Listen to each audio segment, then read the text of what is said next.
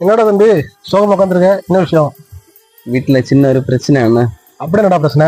ஒரு பொண்ணை லவ் பண்ணேன் அண்ணா. அது அவங்க வீட்டுல ஒத்துக்கல.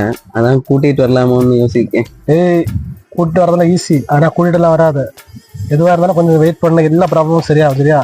ரெண்டு வீட்டும் தெரிஞ்சு கல்யாணமா எல்லாருக்கும் நல்லது, எங்களுக்கும் நல்லது, உனக்கு நல்லது. சரியா? ஏன் நான் அப்படி சொன்னீங்க அவங்ககிட்ட? நீங்க லவ் மேரேஜ் தானே பண்ணி கூட்டு வந்தீங்க. நான் லவ் மேரேஜ் தான். அவன் லவ் மேரேஜ் பண்ணான்னா ஒரு வேஸ்ட் ஷர்ட்டு, ஒரு சாரி, ஒரு 2000 ரூபாயில முடிஞ்சிடும். சரியா? இதுவே இது உன் ஃபேமிலியை கூப்பிட்டு வந்து ட்ரெஸ் எடுத்தான்னு வச்சுக்கோ, ஒரு 50,000 பில் போடலாம். இல்ல நம்ம ஐடியா எப்படி? அதானே தொழில் யுக்தி.